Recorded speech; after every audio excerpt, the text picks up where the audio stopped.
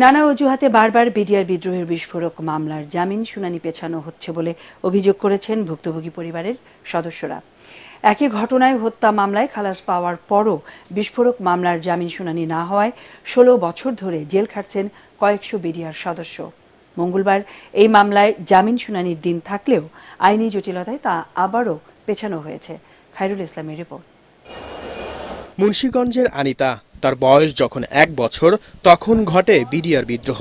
ওই সময় তার বাবা বিস্ফোরক মামলায় গ্রেফতার হন। গত ১৬টি বছর ধরে তিনি কারাগারে। বিগত ১৬ বছর হয় আমি আমার বাবার কোলে উঠছি কিনা আমার মনেও নাই। ১ বছর বয়স তখন আমার কি বা মনে থাকে, কিছুই মনে নাই। আমরা চাই সকল নিরপরাধ বিডিআরদের জামিনের ব্যবস্থা যেন করা হয়। তার মতো আরো প্রায় কয়েকশো পরিবারের একই অবস্থা। তাই নিরুপায় হয়ে দ্রুত জামিন শুনানি শেষ করার দাবিতে মঙ্গলবার ঢাকা জেলা ও দায়রা জজ আদালতের সামনে মানববন্ধন করে ভুক্তভোগী পরিবারগুলো। ১ বছর হয়েছিল চাকরির বয়স, সে আমার ছোট, আমি বলতে পারি না। ১৬ বছর হলে আমার ভাইকে দেখতে পারি না, কাছে পাই না।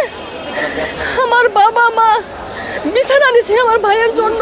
যদি মনে করে যে আমাদের বাবা দোষী, তাহলে আমাদের পরিবার সহ ফাঁসি দিয়ে দেখ, কারণ আমাদের পরিবারগুলো শেষ, নিঃশেষ।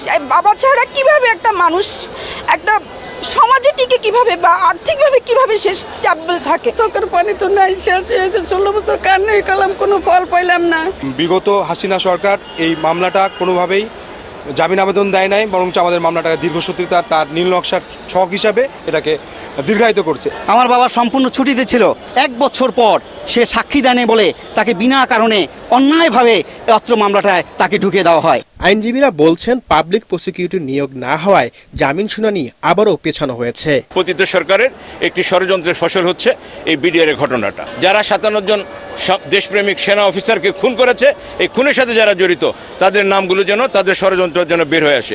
ন্যায় বিচারের স্বার্থে, মানবিক বিবেচনার স্বার্থে আমরা চাচ্ছি যে এই মামলার দ্রুত জামিন শুনানি করে আসামিদেরকে জামিনে মুক্তি দেওয়া হোক।